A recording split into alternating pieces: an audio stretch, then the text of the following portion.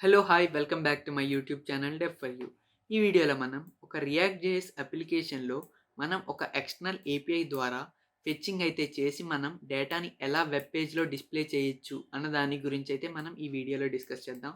అసలు ఈ ఏపీఐ అంటే ఏంటి? ఏపీఐ అంటే అప్లికేషన్ ప్రోగ్రామింగ్ ఇంటర్ఫేస్ అనమాట. దీని ద్వారా మనం రిక్వెస్ట్ని సెండ్ చేయొచ్చు అండ్ అలాగే రెస్పాన్స్ని గ్రాబ్ చేయొచ్చు అనమాట. And the main thing is ఈ వీడియోలో మనం ఏ మెథడ్స్ యూజ్ చేసి ఫెచ్చింగ్ అయితే చేస్తామంటే ఫస్ట్ వచ్చేసి మనం ఫెచ్ మెథడ్ ఇన్‌బిల్ట్ జావాస్క్రిప్ట్‌లో అవైలబుల్‌గా ఉన్న ఫెచ్ మెథడ్ యూజ్ చేద్దాం. అండ్ అలాగే ఎక్స్టర్నల్ లైబ్రరీ యాక్సియోస్ యూజ్ చేసి కూడా మనం ఫెచ్ అయితే చేద్దామనమాట.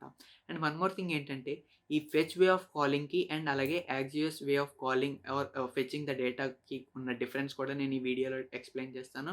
అండ్ అలాగే వాటి యొక్క సింటాక్స్ ఎలా ఉంటది అన్న దాని గురించి కూడా మనం ఎక్స్‌ప్లెయిన్ చేద్దాం. అసలు మనం ఈ ఏపీఐ ఫెచ్చింగ్ ఎందుకు చేస్తాం అని అనుకుంటున్నారా? ఫర్ ఎగ్జాంపుల్ మీరు ఒక ఎక్స్టర్నల్ ఏపీఐ ద్వారా డేటాని మన వెబ్ పేజ్‌లో డిస్ప్లే చేసుకోవాలి అనుకుంటే, ఫర్ ఎగ్జాంపుల్ చాలా ఫ్రీ ఏపీఐస్ అయితే అవైలబుల్‌గా ఉన్నాయి.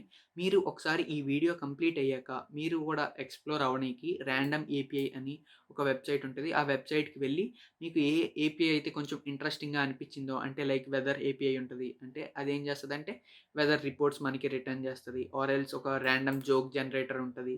అండ్ అలాగే క్యాట్ ఇమేజెస్ గానీ, డాగ్ ఇమేజెస్ గానీ ఇలా మనకి చాలా ఏపీఐస్ అయితే అవైలబుల్‌గా ఉంటాయి. ఒకసారి మీరేం చేస్తారంటే ఏదో ఒక మీకు నచ్చిన ఏపీఐని చూస్ చేసుకొని మీరు ఆ ఏపీఐ మీద ఎక్స్‌పెరిమెంట్ చేయండి. Like first thing you have to do is like in this video I have to like random user generator. అంటే మనం రిఫ్రెష్ చేసిన ప్రతిసారి మనకు ఒక రాండమ్ యూజర్ వచ్చేలాగా ఉండే ఏపీఐని అయితే నేను ఈ వీడియోలో ఎక్స్‌ప్లెయిన్ చేద్దాం అని అనుకుంటున్నాను.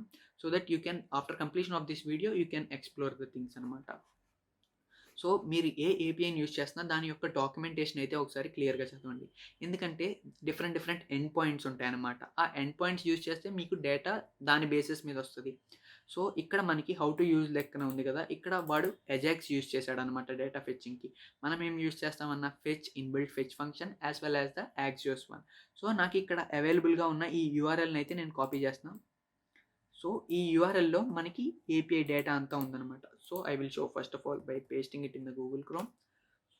So, it returns as an object అనమాట. మనకి ఒక ఆబ్జెక్ట్ వేలో అదైతే డిస్‌ప్లే చేస్తుంది. అంటే మనం ఆ ఏపీఐని ఫిట్ చేస్తున్నప్పుడు మనకి అది రెస్పాన్స్ ఎలా ఇస్తుంది అన్న దాని గురించి కూడా మీరు ఒకసారి నార్మల్‌గా ఆ యూఆర్ఎల్‌ని పేస్ట్ చేస్తే మీకది గూగుల్ క్రోమ్‌లోనే మీరు చూసేయొచ్చు.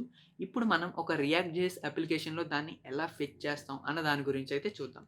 సో, నేను ఆ యూఆర్ఎల్ అయితే ఆల్రెడీ కాపీ చేసేసా కదా! నా react JS application already start చేసేసాను. అది లోకల్ హోస్ట్ 3000లో అయితే రన్ అవుతుంది.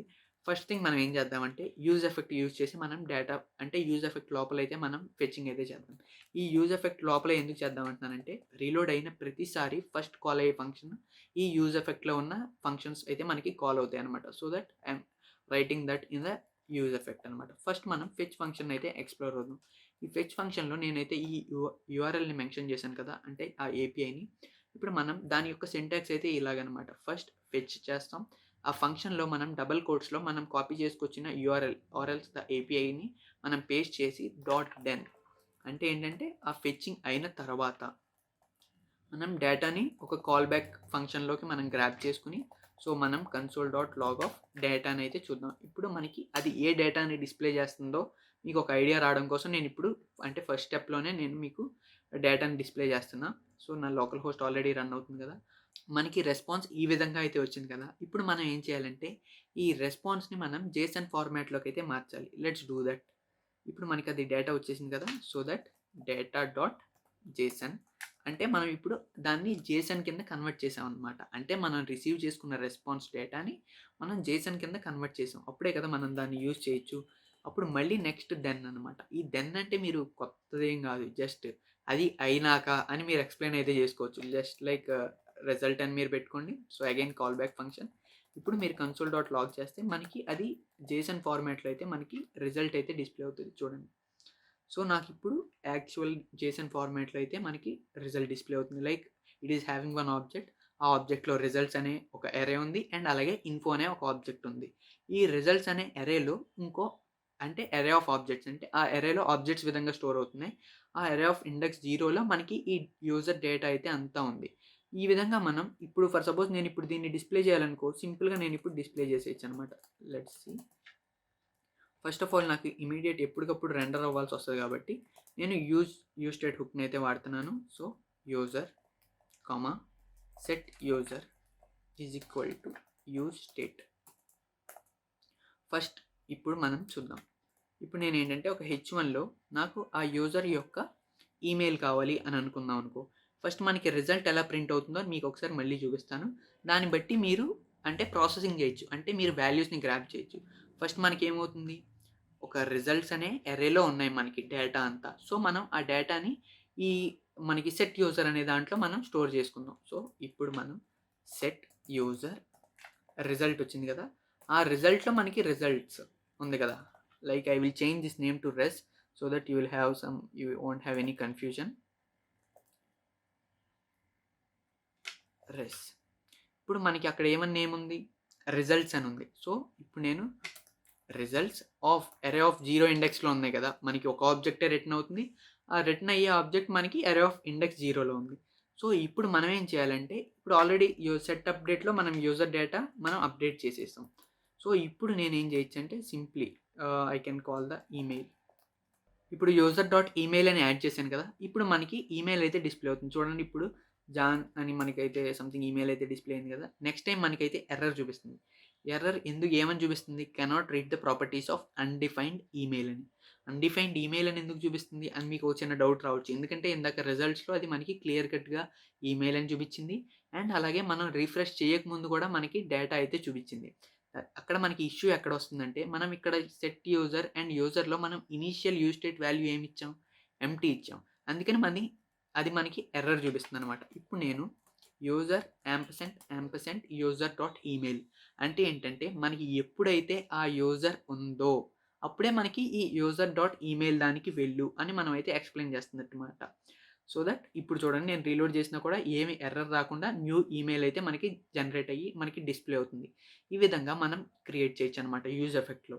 అలా మనకి రీఫ్రెష్లా కాదు, మనకి ఏంటంటే ఒక బటన్ క్లిక్ చేస్తే మనకి అది డేటా ఫెచ్ అయ్యి మనకి డేటా అయితే డిస్ప్లే అవ్వాలి అనుకున్నప్పుడు కూడా మీరు ఎలా చేయొచ్చు అంటే, మనం ఇమేజ్ కూడా యాడ్ చేద్దాం. ఎందుకంటే ఇమేజ్ యూఆర్ఎల్ ఉంది కదా, మనం why to waste that user dot image one కదా. అక్కడ నేమ్ ఏమి ఇచ్చాడో ఒకసారి మనం చూసుకుందాం. రిజల్ట్స్ ఆబ్జెక్ట్ అండ్ హియర్ పిక్చర్లో అండ్ అలాగే దాంట్లో సబ్ ఆబ్జెక్ట్లో ఉన్నాయి. సో పిక్చర్లో నేను ఇప్పుడు లార్జ్ యూజ్ చేస్తా. సో పిక్చర్ దాంట్లో డాట్ లార్జ్. ఇప్పుడు మనం ఈ ఎర్రర్ని పోగొట్టాలి అంటే, ఇందాక మనకి పైన ఏమైంది, user ampersand user dot email అని మెన్షన్ చేశాం కదా. మరి ప్రతిసారి మనం అలా మెన్షన్ చేయకుండా ఉండాలి అంటే ఏం చేయొచ్చో చూపిస్తా చూడండి. Like we can remove it here and we can write for the complete thing అనమాట. అంటే ఈ కాంపోనెంట్ మొత్తానికి మనం రాయొచ్చు. Wait a minute. User ampersand ఆ యూజర్ ఉన్నప్పుడే మనకి ఇవి రిటర్న్ అవ్వాలి అన్నట్టు. 1 minute. మనకి ఎందుకంటే అది సింగిల్ స్టేట్మెంటే రిటర్న్ చేస్తుంది, అందుకని నేను దాన్ని ఫ్రాగ్మెంట్స్లో అయితే క్లోజ్ చేశాను అనమాట. ఇప్పుడు చూడండి మనకి ఇమేజ్ కనబడుతుంది యాజ్ వెల్ యాజ్ ఈమెయిల్ కూడా కనబడుతుంది. And we resolve that error also. And one more thing ఏంటంటే, ఇప్పుడు మనం ఏం చేయాలనుకుంటున్నాం, ఒక ఫంక్షన్ని ఒక బటన్ క్లిక్ చేస్తే మనకి ఫెచ్చింగ్ యాడ్ అయ్యేలాగా ఆర్ఎల్స్ మనకి ఫెచ్ అయ్యేలాగా మనం అయితే క్రియేట్ చేయాలనుకుంటున్నాం. సో నేను ఇప్పుడు ఫెచ్ యూజర్ అనే ఒక బటన్ క్రియేట్ చేశాను అండ్ అలాగే ఒక ఫంక్షన్ క్రియేట్ చేద్దాం. అండ్ అలాగే ఈ యూజ్ స్టేట్ని అయితే తీసేద్దాం. Const fetch user. ఇప్పుడు నేను ఒక ఫంక్షన్ అయితే క్రియేట్ చేశాను. ఇప్పుడు సేమ్ నేను ఏం చేస్తానంటే లెట్ వాల్, అంటే ఈ వాల్యూలో నేను ఆ ఫెచ్ డేటానంతా కావాలనుకుంటున్నా. సో ఈ ఫెచ్ వాల్యూ అదే యూఆర్ఎల్ ఉంది చూసారా మనకి ఏపీఐ, ఆ ఏపీఐ నేను ఇలా కాల్ చేశాను. అండ్ అలాగే console dot log of val. ఇప్పుడు మీకు వాల్లో ఏం డిస్ప్లే అవుతుందో మీరు చూద్దరు ఒకసారి, మీకు ఒక ఐడియా వస్తుంది అప్పుడు ఆటోమేటిక్గా.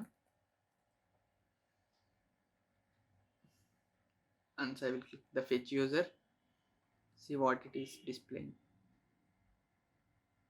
Yeah, fetch user and console. Okay, I have not added the on click event and checking for the output. So fetch user అంటే మనకి ఒక ప్రామిస్ అయితే రిటర్న్ అవుతుంది. మీరు రియాక్ట్‌లోకి వచ్చారంటే మీకు ఒక ఐడియా అయితే ఉంటదనుకుంటున్నా. లైక్ ప్రామిసెస్ అంటే ఏంటి? అసింక్రోనస్ బిహేవియర్ ఎలా ఉంటది అన్న దాని గురించి. సో, ఇప్పుడు మనకి డేటా కావాలి అనుకున్నప్పుడు మనం ఏం చేయాలంటే అసింక్ అండ్ అవైట్ థింగ్స్‌ని మనం యాడ్ చేయాలనమాట. ఇందాక మనం ఇక్కడ డాట్ దెన్ అని ఎలా యాడ్ చేసాం? ఇన్ ద సేమ్ వే మనం ఇక్కడ ఏం చేస్తున్నామంటే అసింక్ అండ్ అవైట్‌ని యూజ్ చేస్తున్నాం అనమాట. ఇప్పుడు నేను ఫెచ్ యూజర్ అని క్లిక్ చేయంగానే నాకు ఆ డేటా వచ్చేదాకా ఆగుద్ది. అవైట్ అని అంటే మనకది అప్పుడు దాకా ఆగమని చెప్తున్నట్టు. ఇందాక మనం డాట్ దెన్ అంటే ఏం చెప్పాం? సేమ్ ఆ డేటా వచ్చేదాకా ఆగు అని మనం ఎలా చెప్పామో, ఇన్ ద సేమ్ వే మనం అవైట్ కూడా అలాగే యూజ్ చేస్తున్నాం అని అంటే మీకు జస్ట్ అర్థం కావడం కోసం అయితే అలా చెప్తున్నా. మనకి ఈ విధంగా అయితే మనకి రెస్పాన్స్ అయితే డిస్‌ప్లే అవుతుంది చూసారా? ఇప్పుడు దీన్ని మనం ఇది కూడా మనకి ఏ విధంగా డిస్‌ప్లే అవుతుంది? మనకి ఒక జేసన్ ఫార్మాట్‌లో అయితే మనకి డిస్‌ప్లే అవ్వట్ల. సో, మనం దాన్ని మళ్ళీ జేసన్ కింద అయితే కన్వర్ట్ చేయాలి. సో, నేనేం చేస్తున్నాను మళ్ళీ వచ్చిన డేటాని set result is equal to await val dot JSON. ఇప్పుడు నేను దాన్ని జేసన్‌కి కన్వర్ట్ చేశాను. Now we can further use like మనం ఇందాక ఎలా యూజ్ చేసామో అలాగే మనం యూజ్ చేసేయొచ్చనమాట. So, fetch user. It is displaying the new email account as well as the different image whenever we click the fetch button. ఇప్పుడు మీకు ఒక అర్థమయ్యే ఉంటదనుకుంటున్నా. లైక్ ఫెచ్ యూజ్ చేసి మనం డేటాని ఎలా ఫెచ్ చేస్తాం అన్న దాని గురించి. అండ్ మీకు అలాగే నేను ఇంకోటి కూడా చెప్పాను కదా! యాక్సియోస్ గురించి కూడా ఎక్స్‌ప్లెయిన్ చేస్తా. అంటే దాని ఫెచ్చింగ్ ఎలా ఉంటది అన్న దాని గురించి. ఫస్ట్ మనం ఈ యాక్సియోస్ యూజ్ చేస్తున్నప్పుడు ఏం చేయాలంటే ఇది ఎక్స్‌టర్నల్ లైబ్రరీ కాబట్టి దాన్ని ఫస్ట్ మన ఇన్‌స్టాల్ చేసుకోవాలన్నమాట. మన నోడ్ మాడ్యూల్స్‌లోకి ఇన్‌స్టాల్ చేసుకోవాలి. npm install or else npm i axios అనేది మీరు రాయొచ్చు. npm install axios or else npm i axios అని. అప్పుడు ఆటోమేటిక్‌గా మీకు ఆ లైబ్రరీ అయితే మీకు ఇంపోర్ట్ చేసుకోవడానికి అవైలబుల్‌గా ఉంటది. అప్పుడు మీరేం చేస్తారంటే జస్ట్ మీరు యూజ్ ఎఫెక్ట్స్ గానీ, యూజ్ స్టేట్ గానీ ఎలా ఇంపోర్ట్ చేస్తున్నారో సేమ్ వేలో మీరు యాక్సియోస్‌ని కూడా అలా ఇంపోర్ట్ చేసుకొని ఫస్ట్ ఇందాక చూసినట్టే ఫస్ట్ మనం యూజ్ ఎఫెక్ట్‌లో ఎలా యూజ్ చేస్తాం అన్న దాని గురించి చూద్దాం. అండ్ లేటర్ ఆన్ మనం సేమ్ ఇందాక బటన్ క్లిక్ చేస్తే ఎలాగా వర్క్ అయింది అన్న దాని గురించి కూడా చూద్దాం. ఈ యాక్సియోస్‌లో సింటాక్స్‌లో మనం ఏం చేస్తామంటే సేమ్ మనం ఫెచ్‌కి రాసినట్టే రాస్తాం.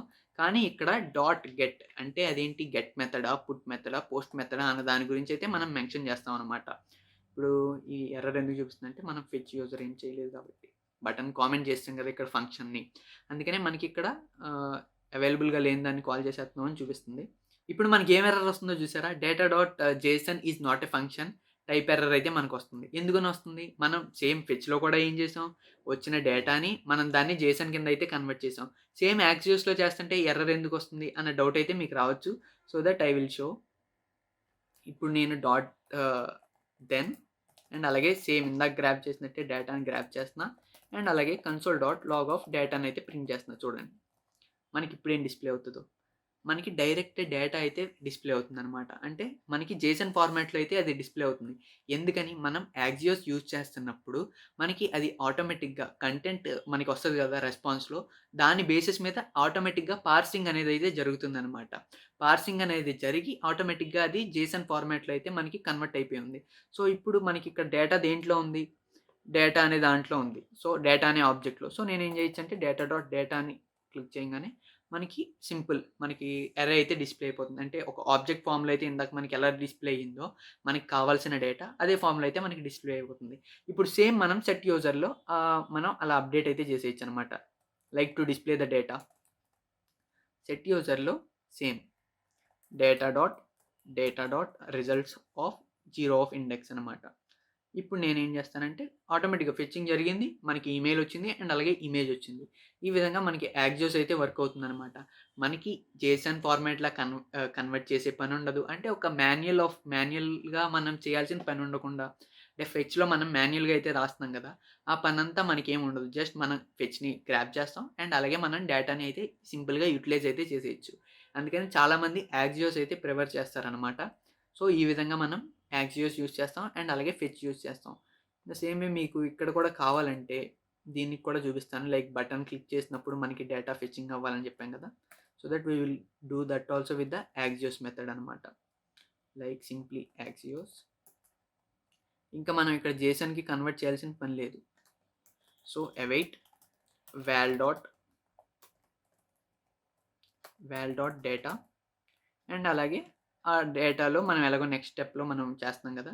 Same way. ఇప్పుడు ఫెచ్ యూజర్‌ని నేను క్లిక్ చేశాను. మనకైతే డిస్‌ప్లే అవుతుంది. అంటే ప్రతిసారి క్లిక్ చేసిన ప్రతిసారి ఫెచ్చింగ్ అయ్యి ర్యాండమ్ యూజర్ డేటా అయితే మనకి డిస్‌ప్లే అవుతుంది. ఈ విధంగా మనం ఫెచ్చింగ్ అయితే చేస్తామనమాట. With the help of fetch method as well as with the axios అనమాట. ఇప్పుడు మీకు వీడియోలో ఎక్స్‌ప్లెయిన్ చేసిందంతా అర్థమైందని అనుకుంటున్నా. లైక్ మనం రియాక్ట్ జేఎస్‌లో ఫెచ్చింగ్ ఎలా చేస్తాం? లైక్ ఒక ఫంక్షన్ క్రియేట్ చేసేయొచ్చు ఆర్ ఎల్స్ డైరెక్ట్‌లీ మనం పేజ్ రీలోడ్ అవ్వంగానే మనకు ఆ ఫెచ్చింగ్ అయిపోవాలి అన్నప్పుడైతే మనం సింప్లీ యూజ్ ఎఫెక్ట్‌లో అయితే రాసేయొచ్చు. అండ్ అలాగే ఎసింక్ అండ్ అవైట్‌ని కూడా నేను ఈ వీడియోలో మీకు చూపించాను. అంటే ఎలా యూజ్ చేస్తాం async and await. Hope so you understand how the fetching will be done in the React.js application. Thanks for watching the video.